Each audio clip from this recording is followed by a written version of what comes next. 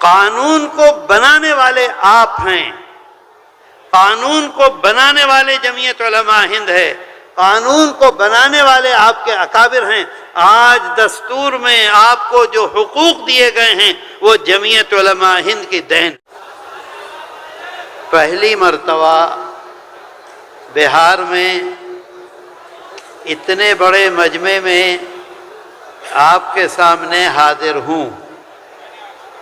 بہار پر میرا سب سے زیادہ حق ہے۔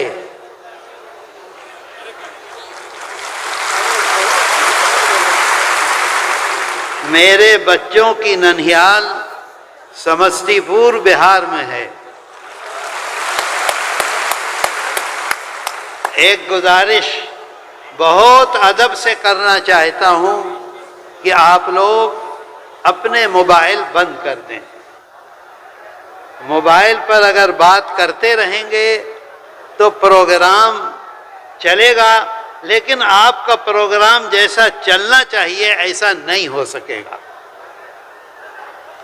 میرے دوستو، عشاء کی نماز کے بعد سے پوری رات یہ دیکھ رہا ہوں، اطلاعات مل رہی ہیں، آپ لوگ بھوکے پیاسے اپنا پیسہ خرچ کر کے، کوئی انتظام اتنے لوگوں کا ہم آپ سے بہت ہی نادم ہیں، معافی کے خواستگار ہیں کہ نہیں انتظام کر سکے، لیکن آپ لوگ جس قوت سے، جس مضبوطی سے اپنی اپنی جگہوں سے چل کر آئے ہیں، اصل میں یہی قوت جمعیت علماء کی ہے۔ اور یہ اجلاس آپ کا ہے، آپ یہاں موجود ہیں تو یہ اسٹیج موجود ہے، آپ یہاں موجود ہیں تو ہم موجود ہیں، آپ یہاں موجود ہیں تو جمعیت علماء کی قیادت یہاں موجود ہے۔ آپ نہیں ہوتے تو کون ہوتا؟ اصل آپ ہیں، آپ کا اجلاس ہے۔ اللہ آپ کے آنے کو اور ہمارے آنے کو قبول کر لے۔ مجھے انتہائی خوشی ہے، مجھے مسرت ہے، کہاں سے؟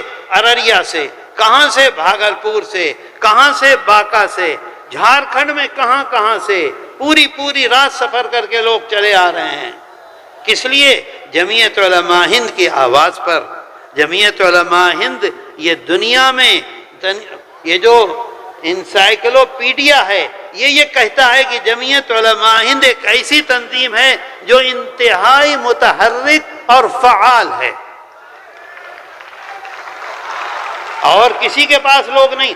آپ نے اپنا پیسہ خرچ کیا، اپنی مصیبت جھیلی، اپنی گاڑیاں، اے بھائی اے مت کرو بات یہاں، آپ نے سب کچھ اپنا کیا ہے۔ کوئی مائی کا لال ایسا نہیں ہے جو اس کا دعویٰ کر دے اس ملک میں۔ اللہ کا شکر ہے، اس کا احسان ہے، کرم ہے۔ میں لمبی بات نہیں کرنا چاہتا، جی چاہتا ہے کہ خوب آپ سے باتیں کروں، لیکن پروگرام ہے، ہمارا پروگرام ہے، تقریریں ہیں، تجاویز ہیں۔ چند باتوں کی طرف آپ کو متوجہ کرنا چاہتا ہوں۔ میرے دوستو، آپ جانتے ہیں، ہم جانتے ہیں، جمعیت علماء ہند کی تاریخ سے ہم بھی واقف ہیں، آپ بھی واقف ہیں۔ 200 سال سے جمعیت علماء ہند خدمات انجام دے رہی ہے۔ آج یہ اجلاس بلایا ہے تحفظ آئین ہند۔ اس بات کو یاد رکھیے کہ جمعیت علماء ہند کبھی بھی قانون کو اپنے ہاتھ میں نہیں لیتی ہے، کبھی نہیں لیتی ہے۔ قانون کو بنانے والے آپ ہیں، قانون کو بنانے والے جمعیت علماء ہند ہے، قانون کو بنانے والے آپ کے اکابر ہیں۔ آج دستور میں آپ کو جو حقوق دیے گئے ہیں وہ جمعیت علماء ہند کی دین ہے۔ میں آپ کو ایک تحریر سنانا چاہتا ہوں۔ حضرت مدنی شیخ الاسلام والمسلمین حضرت مولانا سید حسین احمد مدنی نور اللہ مرقدہ کے دست مبارک کی تحریر، دیکھیے کیا لکھتے ہیں۔ پھر میں آپ کو دستور کا ایک حصہ سناؤں گا اور 2-4 باتیں اور کروں گا اور آپ سے اجازت لوں گا۔ حضرت لکھتے ہیں، ہری پور ضلع سورت کا یہ اجلاس عام، جمعیت علماء ہند کا اجلاس عام ہے۔ کب ہوا؟ 19، 20، 21 فروری سن 1938 میں۔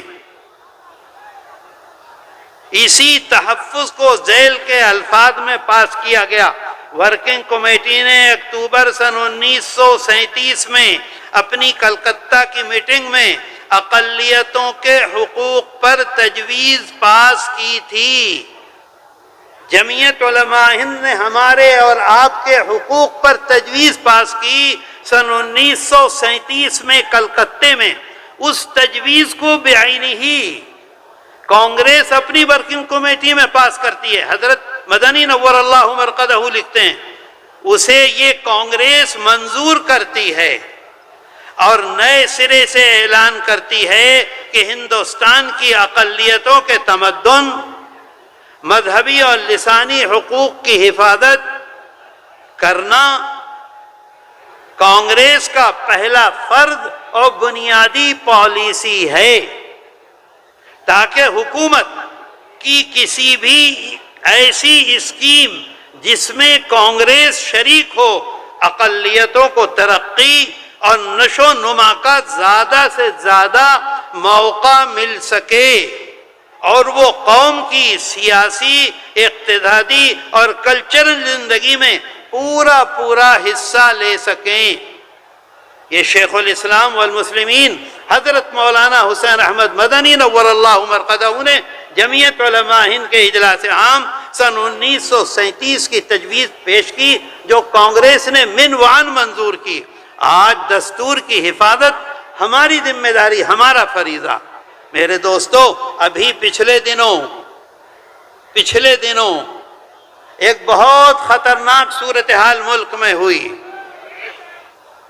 اور ہندوستان میں مدارس پر جگہ جگہ حکومت نے پابندی لگانے کی کوشش کی۔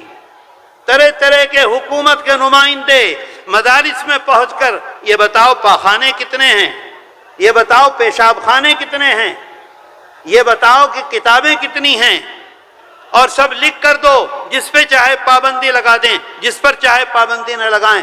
جمعیت علماء ہند کی قیادت، امیر الہند، قائد ملت، جانشین شیخ الاسلام، دارالعلوم دیوبند کے صدر مدرس، جمعیت علماء ہند کے صدر حضرت مولانا سید ارشد مدنی دامت برکاتہم نے حکم کیا، چلو سپریم کورٹ چلو اور سپریم کورٹ میں اپنے حق کی لڑائی کو لڑو۔ میرے دوستو، میں آپ سے عرض کروں،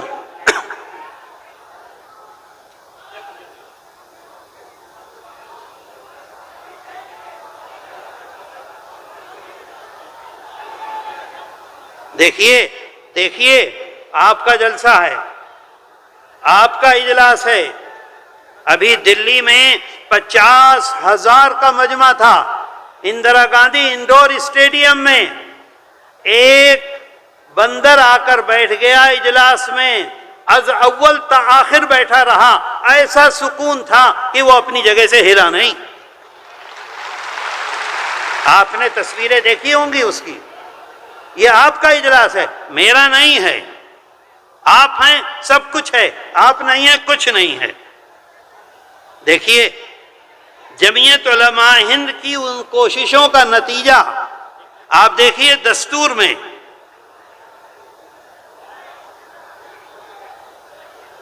دفعہ 25 امن عامہ، اخلاق عامہ، صحت عامہ اور اس حصے کی دیگر توضیحات کے تابع تمام اشخاص کو آزادی ضمیر اور آزادی سے مذہب قبول کرنے، اس کی پیروی اور اس کی تبلیغ کرنے کا برابر کا حق ہے، یہ دستور کہتا ہے۔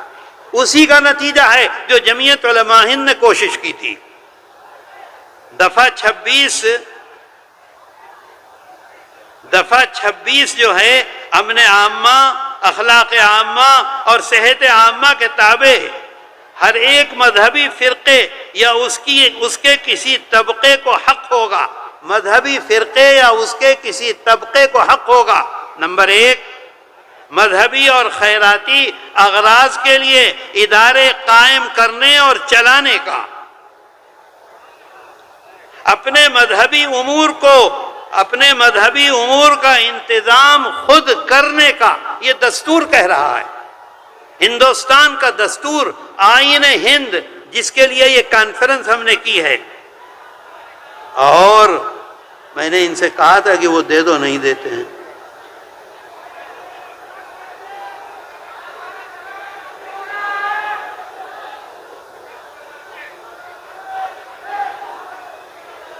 سپریم کورٹ یہ کہتا ہے، ایک عجیب بات سپریم کورٹ نے کہی ہے، سپریم کورٹ یہ کہتا ہے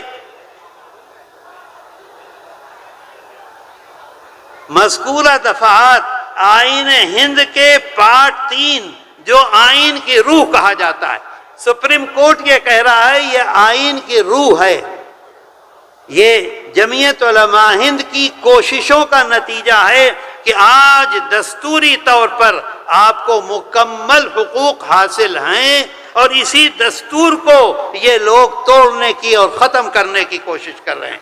میرے دوستو، ابھی آپ کے سامنے بات آئی ایک مسئلے کی کہ صاحب جو مظلومین ہیں، مظلومین کی حفاظت، بالکل صحیح ہے، مظلومین کی حفاظت جمعیت علماء ہند کر رہی ہے اور کرتی رہے گی۔ 1000 سے زائد مقدمات اس وقت بھی لڑ رہی ہے۔ اس کے ساتھ ساتھ میں آپ کو بتاؤں آسام کا مسئلہ، آسام کا مسئلہ 1952 سے جمعیت علماء ہند میدان میں ہے، لڑ رہی ہے، لڑتے ابھی آپ نے اخبارات میں دیکھا 45 لاکھ مسلمانوں کے حق شہریت کا مسئلہ تھا۔ جمعیت علماء ہند نے 56 ہیئرنگ ہوئی ہے سپریم کورٹ میں، ایک ہیئرنگ میں 50، 25، 30، 60 لاکھ روپے، 56 ہیئرنگ ہوئی۔ جمعیت علماء ہند نے 12 سال سپریم کورٹ میں اس مقدمے کو لڑا۔ حضرت امیر الہند دامت برکاتہم کے اشارے پر جمعیت علماء آسام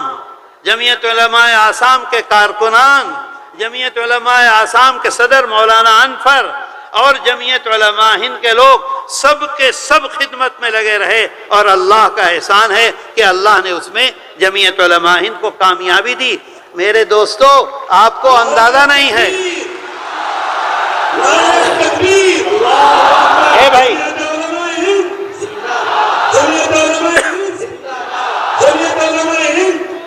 ایک ارے بھائی ذرا رک جاؤ یار، میں آپ سے عرض کروں اگر ان مسلمانوں کے خلاف فیصلہ ہو جاتا، ایک لمحے کے اندر ان کی سب کی شہریت کا حق ان سے لے لیا جاتا۔ 1 منٹ پہلے وہ مالک تھے اپنے مکان کے، 1 منٹ کے بعد مالک نہ رہتے۔ 1 منٹ پہلے اپنے کاروبار کے مالک تھے، 1 منٹ کے بعد کاروبار ان کا ختم ہو جاتا، ہر چیز کی مالک حکومت ہو جاتی۔ اللہ نے آپ سے، آپ کی جماعت سے، آپ کی قیادت سے، آپ کے بزرگوں سے کیسا زبردست اور عظیم الشان کام لیا، بولو لیا کہ نہیں لیا؟ لیا کہ نہیں؟ اور میرے دوستو بہت ساری باتیں ہیں۔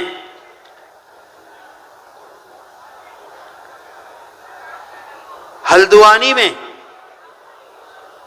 اتراکھنڈ میں ایک وہی مظلوم، انہی کو گرفتاری، انہی کے اوپر طرح طرح کے مقدمات، انہی کو جیل۔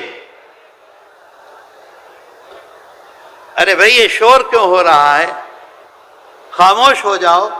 انہی کو جیل۔ جمعیت علماء ہند نے مقدمہ لڑا، راما نتیا کرشنا بہترین وکیل ہیں، ایک وقت میں 50 مظلومین کی کورٹ سے رہائی ملی، ضمانت ہوئی۔ ایسی نظیر نہیں ہے کہ ایک وقت میں 50 مظلومین کو رہائی ملی ہو۔ میرے دوستو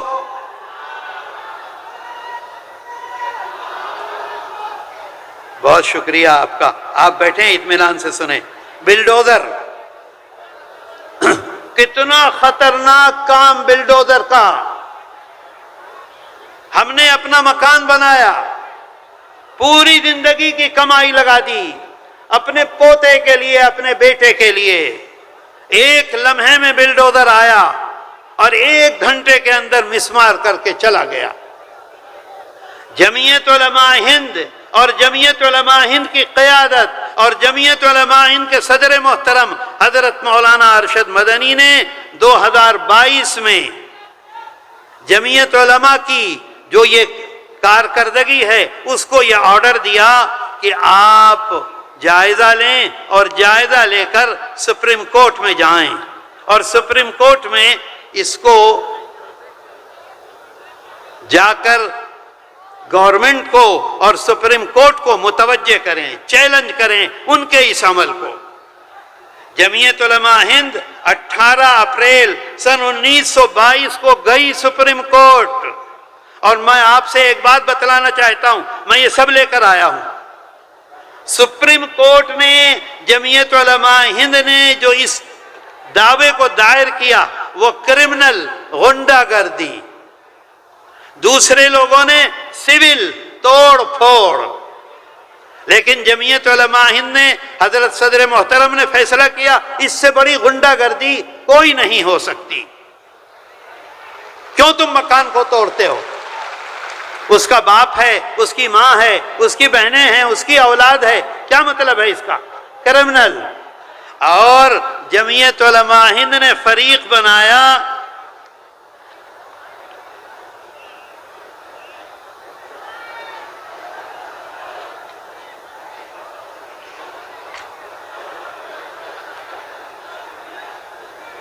جمعیت علماء ہند نے اس میں فریق بنایا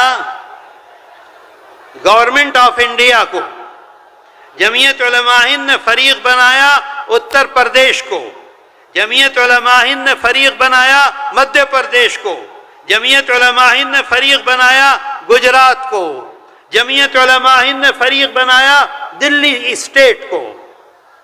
آج جو فیصلہ آیا ہے بلڈوزر کا، پورے ملک میں ہر جگہ بلڈوزر پر پابندی لگائی گئی ہے. صرف اس بنیاد پر دوسرے لوگوں نے ایک ایک صوبے کو، ایک ایک اسٹیٹ کو فریق بنایا تھا، جمعیت علماء ہند نے گورنمنٹ آف انڈیا کو فریق بنایا. اور میرے دوستو، آپ کو حیرت ہوگی، اگلی بات میں سناؤں گا آپ کو. آپ تصور نہیں کر سکتے کہ ہم مظلوم ہیں، ہمارے ساتھ کیسے کیسے اور بڑے بڑے لوگ کھڑے ہوئے ہیں. میں ابھی بتلاتا ہوں آپ کو. ہمارے اس مقدمے میں، جمعیت علماء ہند کے اس مقدمے میں سپریم کورٹ کے بڑے بڑے سینئر وکیل کپل سبل، کے وی سنگھ، ڈاکٹر منو سنگھوی. آپ جانتے ہیں منو سنگھوی کو؟ کانگریس چاہتی تھی ہماری بات مان لو، پارلیمنٹ میں چلے جاؤ. عام پارٹی چاہتی تھی ہماری طرف سے پارلیمنٹ میں چلے جاؤ. ممتا چاہتی تھی ہماری طرف سے پارلیمنٹ میں چلے جاؤ. ایسا عظیم الشان انسان. ان میں سے کسی وکیل نے جمعیت علماء ہند سے پیش ہونے کا ایک نیا پیسہ نہیں لیا. کپل سبل نے نہیں لیا. کے وی سنگھ امریکہ میں تھے، آدھی رات تک جاگتے تھے، آن لائن پیش ہوتے تھے، ایک پیسہ نہیں لیا.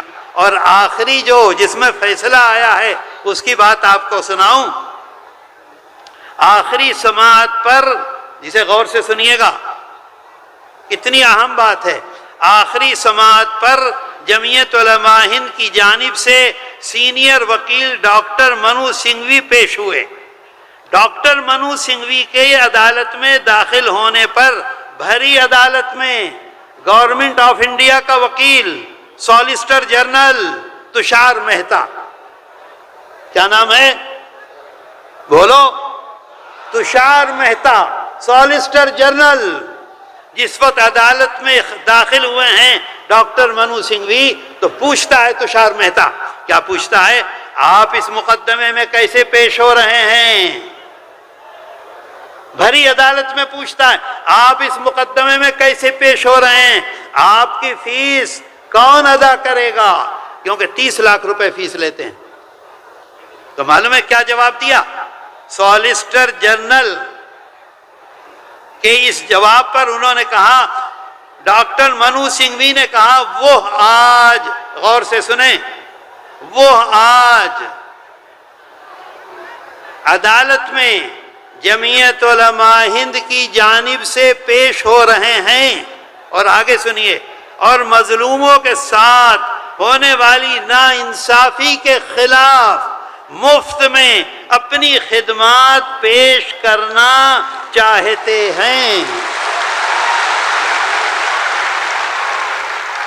آپ غور کیجئے، آپ کے ساتھ کون کون لوگ کھڑے ہوئے ہیں۔ آپ ہمت نہ ہاریں، قوت کے ساتھ کھڑے رہیں۔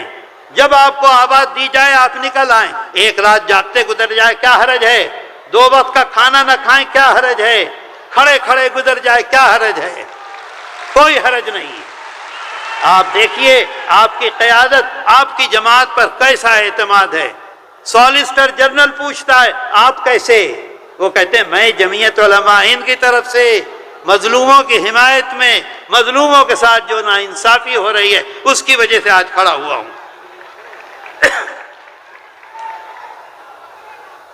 اور پھر ایک بات اور کہتے ہیں ڈاکٹر سنگھوی، وہیں عدالت میں ایک بات اور کہی، سنیے۔ ڈاکٹر سنگھوی نے مزید کہا بلڈوزر کارروائی پر روک لگانا ضروری ہے، جس کے لیے آج وہ عدالت میں اپنے دوسرے تمام مقدمات چھوڑ کر حاضر ہیں۔ خالی نہیں بیٹھے تھے، دوسرے مقدمات چھوڑ کر حاضر ہیں۔ جمعیت علماء کی گزارش پر وہ اس مقدمے میں مظلوموں کی پیروی کر رہے ہیں۔ میرے دوستو آپ سوچئے، غور کیجئے، یہ آپ کی طاقت ہے، یہ قیادت کی طاقت نہیں ہے۔ آپ طاقت میں ہیں تو قیادت کو طاقت دے رہے ہیں، آپ نہیں ہیں تو کچھ نہیں ہے۔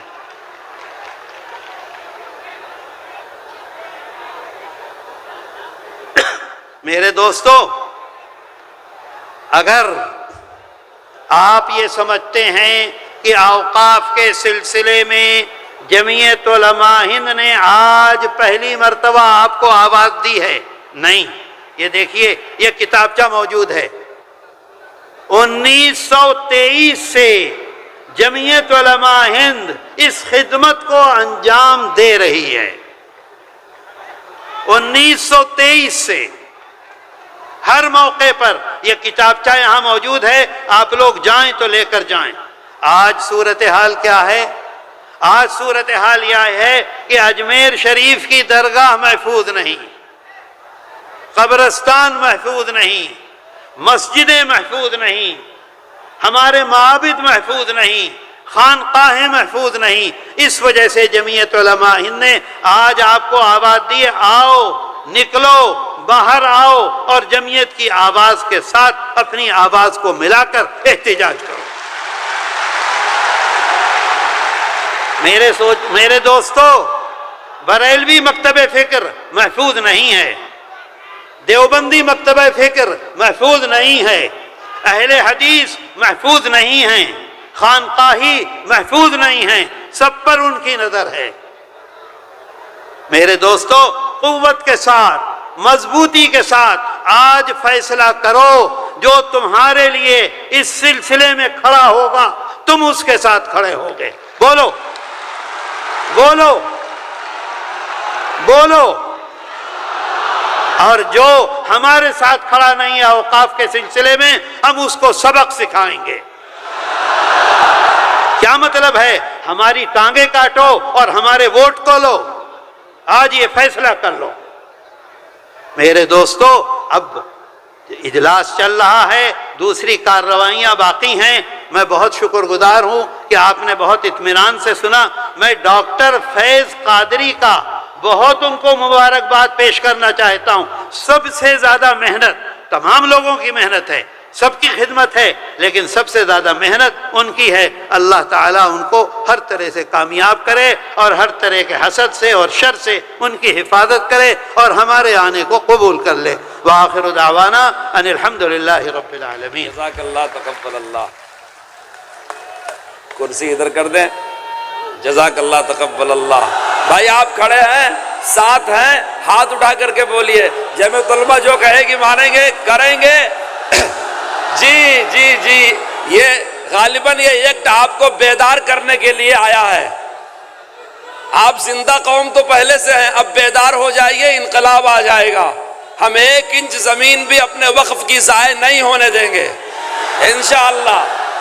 میرے عزیز دوستو، جمعیت علماء ہند کا اجلاس رواں دواں ہے اکابر کی دعاؤں کے سائے میں، صدر محترم کے سائے میں۔ اب میں آپ کی توجہ مبذول کرانا چاہوں گا اپنی ذات کی طرف۔ ہم ایک دینی جماعت کے خدام ہیں۔ ہمارا یقین ہے کہ ہماری دنیا ہمارے دین کے تابع ہے۔ دین اصل ہے، دنیا اس کا سایہ ہے۔ اللہ رب العالمین ہے، وہ رب سب کا ہے، روزی سب کو دیتا ہے، زندگی سب کو دیتا ہے، پالتا سب کو ہے۔ اس کا کرم نہ ہو، اس کی ربوبیت نہ ہو تو کائنات نہیں چل سکتی۔ لیکن یاد رکھو، اس کی نصرت اس کے متقی بندوں کے ساتھ ہوتی ہے، صالح بندوں کے ساتھ ہوتی ہے، نیک بندوں کے ساتھ ہوتی ہے۔ اس لیے اپنے اعمال کا احتساب ہونا چاہیے، اپنے سماج میں پھیلی ہوئی برائیوں کی اصلاح ہونی چاہیے۔ جو امت گناہوں میں لت پت ہو، جو اللہ کی معتوب ہو، نبی پاک کی نافرمان ہو، سنت اور شریعت سے بالکل آزاد ہو، گناہ کبیرہ کی مرتکب ہو، اعمال ایسے کرے گی جس پر اللہ کا عذاب نازل ہو، تو خدا کی نصرت کیسے آئے گی؟ اس لیے جمعیت علماء کے اکابر نے پہلے دن سے جمعیت علماء کے بنیادی اصولوں میں اصلاح معاشرہ کو بھی شامل